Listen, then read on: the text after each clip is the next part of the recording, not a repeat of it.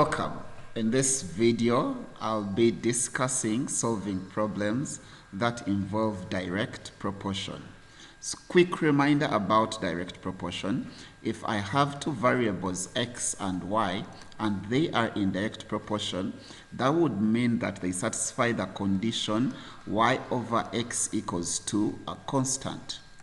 Or I could write the equation that relates x and y so that it's in the form y equals to a constant times x. Now remember, our constant can be our constant is a number. Okay, I'm going to illustrate this using this question. The mass of a solid metal sphere and the cube of its radius are in direct proportion. When the radius of the sphere is 5 centimeters, the mass is 350 grams. Find the mass of the sphere of radius 2 centimeters. Now, when solving any problem in math, it's important to extract the information given to you. So the mass of a solid metal sphere, so let me call the mass m. I'll use m for the mass. And then the cube of its radius, so let's call the radius r. Okay, are in direct proportion. So let me draw a table. It's one of the problem solving methods that you could adapt, illustrating.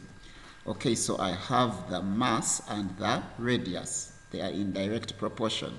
And they've told me when the radius is 5, the radius is 5, the mass is 3,500. When the radius is 5, the mass is 3,500.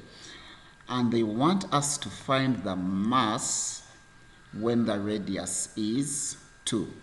From the statement and the condition we talked about earlier, if mass and the cube of radius are in direct proportion, it would mean that mass over radius cubed equals to a constant.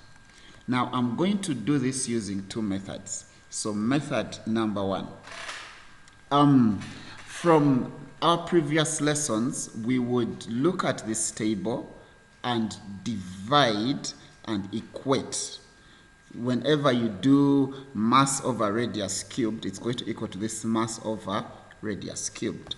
So this means that 3,500 over 5 cubed is going to be equal to the mass that I do not know yet over 2 cubed. Now, at this point, you're going to use your calculators.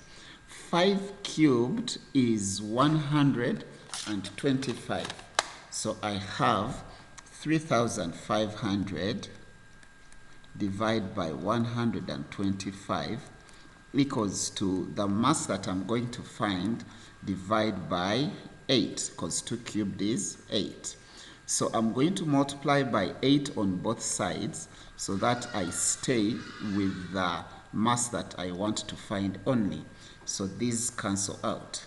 It means that my mass that I'm required to find is 3,500 divided by 125 times 8, which is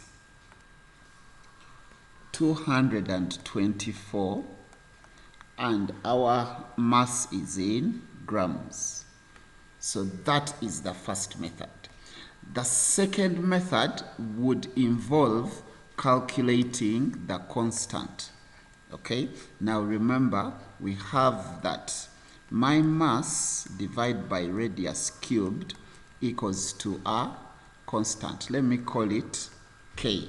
Okay, and they've told us that when mass is 3,500, radius is 5, meaning that my constant is going to be 3,500 divided by 5 cubed. When I press it on my calculator, I have my K as 28. Now from this, I can write an equation that relates m and r cubed, meaning that my m equals to k r cubed.